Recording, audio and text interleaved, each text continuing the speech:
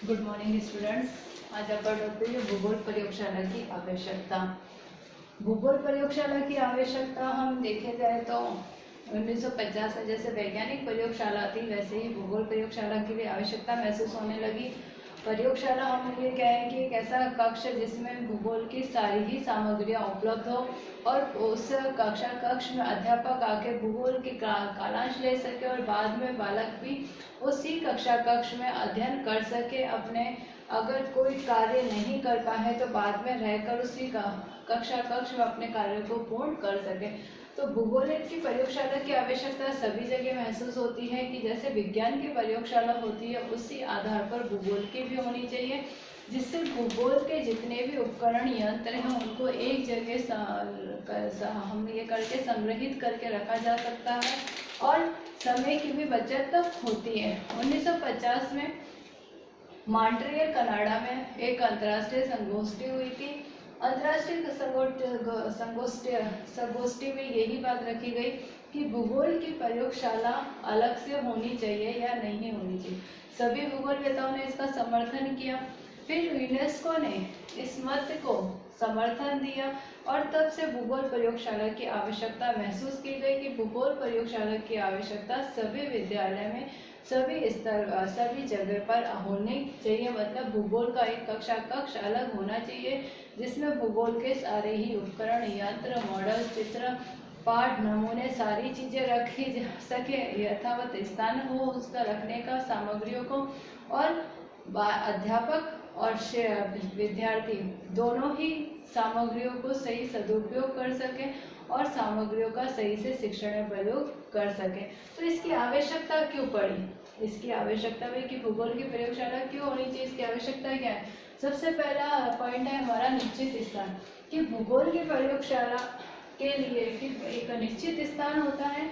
मतलब जितने भी यंत्र उपकरण रखे गए उसको एक निश्चित स्थान पर हमने रख दिया। एक निश्चित कक्ष है भूगोल का कि इसी कक्ष में जाके हमें सारे उपकरण भूगोल में मिल जाएंगे और एक विद्यार्थी भी और अध्यापक भी शिक्षण को आसानी से कर सकता है। सपोज मान लो अगर एक निश्चित कक्ष नहीं हुआ, एक निश्चित स्थान नहीं है भूगोल का, अध्यापक के कालांश कई अलग अलग होते हैं, सभी क्लासों में होते हैं।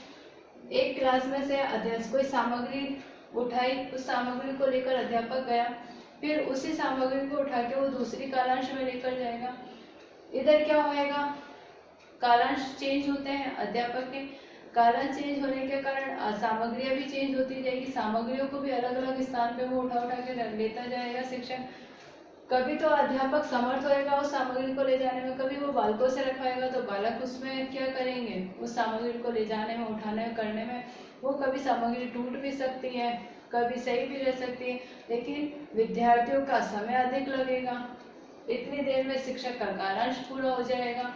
तो इसी कारण से एक निश्चित स्थान की आवश्यकता की गई कि भूगोल का एक कक्ष, एक प्रयोगशाला, एक निश्चित स्थान होना चाहिए जिसमें अध्यापक आए और अध्यापक आकर पढ़ाकर चला जाए। अध्यापक को बार बार कक्षा कालांश में, हर कालांश में उस जगह से या उस जगह को छोड़ के नहीं जाना पड़े, सामग्री को उठा के नहीं जाना पड़े और बच्चे भी एक डिस्टर्ब नहीं होए कि हमें इस कक्षा में जाना है कि उस कक्षा में जाना है। तो इसी कारण से एक निश्चित स्थान की आवश्यकता सबसे पहले महसूस हुई। दूसरा, समय की बचत। भूगोल के यंत्र महंगे होते हैं सारे, ऐसा एक स्थान से जब हम दूसरे स्थान पर लेके जा रहे हैं उतना ही समय लग रहा है, चाहे बालक उठाए चाहे अध्यापक उठाए, समय दोनों का खर्च हो रहा है। सब कालांश होता है 45 मिनट का या 35 मिनट का, 10 मिनट या 15 मिनट सामग्री को उठा के कक्ष में ले जाने में ही लग जाते हैं और फिर माइंड सेटअप होता है, धीरे धीरे एक वातावरण बनता है, उतने में कालांश खत्म हो जाता है। तो समय क्या हुआ, समय व्यर्थ हो गया। किसका? दोनों का हुआ, अध्यापक का भी समय व्यर्थ हुआ, शिक्षक का, विद्यार्थी का भी समय व्यर्थ हुआ। अध्यापक को जो शिक्षण कार्य कराना था वो शिक्षण कार्य पूरा नहीं करा पाया और विद्यार्थियों को जो चीजें समझनी थी उन यंत्र उपकरणों से वो चीजें नहीं समझ पाए। तो इसलिए समय की बचत भी होती है और समय व्यर्थ नष्ट भी नहीं होता, इसलिए भी आवश्यकता महसूस की गई। तीसरा, यंत्रों के टूटने का खतरा। भूगोल के यंत्र महंगे होते हैं जैसे विज्ञान के यंत्र महंगे होते हैं वैसे ही भूगोल के भी यंत्र महंगे होते हैं।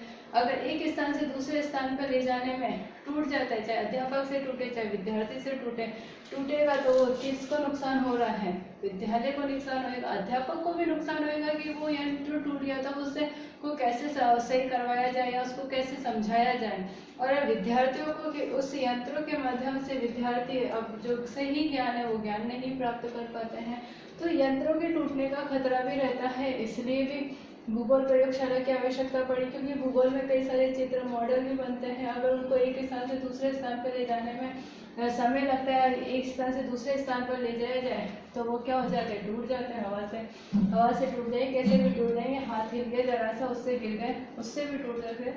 तो यंत्रों के टूटने का खतरा भी बना रहता है, इसलिए भी आवश्यकता महसूस की गई। 4th पॉइंट है उपयोग का उचित स्थान। जब अध्यापक कई जगह जब यंत्र होते हैं या उपकरण जो होते हैं, कुछ उपकरण ऐसे होते हैं जो अंधेरे में प्रयोग किए जा सकते हैं, उपयोग में लाए जा सकते हैं, या कुछ ऐसे होते हैं जिनको उजाले की आवश्यकता होती है, कुछ ऐसे होते हैं जिनके लिए एक बंद कमरे की आवश्यकता होती है। तो इन्हीं सारी चीज़ों का उपयोग एक उचित स्थान होता है, तो उस जगह पर आराम से अध्यापक कर सकता है। और कई उपकरण ऐसे होते हैं जिनको खुलों में प्रयोग नहीं किया जा सकता है, तो उनके लिए एक उचित स्थान की आवश्यकता सही रहती है। तो उपयोग का जो एक उचित स्थान होना चाहिए, क्योंकि जैसे सपोज मान लो कोई उपकरण है जिसमें हमें अंधेरा दिखाना, अंधेरे में हमें हम ये कह सकते हैं हम ग्रहण बता रहे हैं। अब ग्रहण बता रहे हैं तो ग्रहण के लिए हमें पूरे प्रकाश में तो हम ग्रहण नहीं बता सकते ना, एक डब्बा या बॉक्स चाहिए होगा, रूम में भी अंधेरा होना चाहिए। हम आपस में उसमें एक जगह से दूसरी जगह पर उसमें टॉर्च करके बताया जाएगा कि हाँ एक जगह से किस तरीके से प्रकाश बीच में रुका फिर उसमें जा रहा है, तो किस तरीके से ग्रहण की स्थिति बनती है। तो इस छोटी छोटी चीज़ों के लिए या विषय वस्तु को समझाने के लिए जो उचित स्थान की आवश्यकता होती है, तो उसके लिए प्रयोगशाला की आवश्यकता महसूस की गई। फिर अनुकूल वातावरण, कक्षा कक्ष का वातावरण ऐसा होना चाहिए कि वो विषय से संबंधित हो, तो बालक उस चीज़ को जल्दी से समझ सकता है कि हाँ मैं इस विषय का अध्ययन कर रहा हूँ। अगर कक्षा कक्ष का वातावरण ही विषय वस्तु और विषय के अनुकूल नहीं है, तो बालक को विषयों में अंतर करना नहीं समझ में आएगा, उसको सारे ही विषय फिर सेम लगेंगे। क्या सिर्फ मुझे टीचर आके गया और पढ़ा के गया, कौन सा टीचर आके पढ़ा के गया, वो कोई मतलब नहीं होगा। फिर है चित्रों का कई बार प्रयोग। भूगोल का अध्यापक शार्पनर का प्रयोग कर रहा है, कोई डायग्राम बनाया, बनाते हुए समझाते हुए उस डायग्राम को कालांश खत्म हो गया, दूसरे दिन अगर एक दूसरी अलग अलग कक्षाएं होती हैं तो क्या होएगा, वो डायग्राम साफ करना पड़ेगा, फिर दूसरे दिन वापस से समय अध्यापक को बनाना पड़ेगा डायग्राम। अगर एक पर्टिकुलर प्रयोगशाला है और वहाँ पर बोर्ड है, ब्लैक बोर्ड है, उस पर डायग्राम बना हुआ हमने छोड़ दिया है अध्यापक ने, तो वो उसी डायग्राम उसी चित्र का दूसरे दिन भी प्रयोग कर सकता है और कई बार उस चित्रों का प्रयोग किया जा सकता है। कई बार उसको एक ही चित्र को बनाने में अध्यापक को अपना वापस से समय नहीं लगाना पड़ेगा और वो शिक्षण विषय वस्तु को वापस से उसी जगह से समझा सकता है। और एक ही डायग्राम को हम 1 से 2 दिन में भी प्रयोग कर सकते हैं, क्योंकि प्रयोगशाला रहेगी तो डायग्राम वहाँ पर बना रहेगा और हमें कई बार उस डायग्राम को बनाने की जरूरत नहीं पड़ेगी। फिर माध्यमिक और उच्च माध्यमिक स्तर पर प्रयोग। माध्यमिक और उच्च माध्यमिक स्तर पर भूगोल के प्रायोगिक कार्य जो होते हैं, तो भूगोल यंत्र भी उपलब्ध होते हैं, भूगोल यंत्र उपलब्ध है और भूगोल की प्रयोगशाला है, तो उच्च माध्यमिक स्तर पर बालक अच्छे से अच्छा विषय वस्तु को समझ सकता है। अगर उपकरण उपलब्ध नहीं है, प्रयोगशाला नहीं है, तो बालक में कहीं ना कहीं उस विषय के प्रति उतनी रुचि उत्पन्न नहीं होगी, उस विषय वस्तु को वो नहीं समझ पाएगा। जब समझ नहीं पा रहा है तो रुचि भी उत्पन्न नहीं होगी। इस कारण से भी क्या हुआ, विषय वस्तु उसको क्या करने लगने लगी, अरुचि पूर्ण लगने लगी। इसलिए भी प्रयोगशाला की आवश्यकता है। फिर उपकरणों को रखने की आवश्यकता। कई सारे उपकरणों के रखने के लिए एक यथावत स्थान की आवश्यकता होती है। अगर उपकरण यथावत स्थान पर रखे रहते हैं तो उन चीज़ों को वो सही तरीके से रखेगा। अगर यथावत स्थान पे नहीं है तो अगर किसी भी चीज़ का जरा से उस पर टक्कर लगी या किसी के पैर में आ गया तो क्या होगा, टूटने का, खराब होने का डर रहता है। भूगोल प्रयोगशाला में कई सारे मॉडल होते हैं, कई सारे हम ये कह सकते हैं उपकरण होते हैं, कई सारी सामग्रियाँ ऐसी होती हैं, कई सारे चित्र होते हैं जिनको बार बार एक ही जगह से दूसरी जगह पर उठा के नहीं लेके जाया जा सकता है। मिट्टी से बने मॉडल है, थर्माकोल से बने मॉडल है, जिनको अगर हम बार बार एक स्थान से दूसरे स्थान पर लेकर जाते हैं या उठाते हैं तो वो क्या होते हैं, खराब होने का डर रहता है। और जब वो खराब हो जाते हैं, एक बार हिल जाता है कोई चीज़, उसका बेस हिल गया या साइड से कुछ हिल गया, तो उसको फिर टिकाना उतनी ही मुश्किल की बात होती है। वो वापस से उस जगह पर नहीं टिक पाता है, वो खराब हो जाता है। और उसमें पैसे भी ज़्यादा लगते हैं, क्योंकि हम कोई भी मॉडल या कुछ भी सामग्री विषय वस्तु से संबंधित हम मॉडल बना रहे हैं, तो वो मॉडल जब बनता है तो उसमें कई सारी मेहनत भी लगती है, समय भी लगता है और पैसे भी लगते हैं, परिश्रम भी लगता है। और उसका अगर हमने 1 से 2 बार भी प्रयोग नहीं करा और उस एक बार में ही वो टूट गया या खराब हो गया, तो क्या होएगा, समय, सामग्री और सारी चीज़ों की हमारा वेस्ट हो जाएगा, खराब हो जाएगा।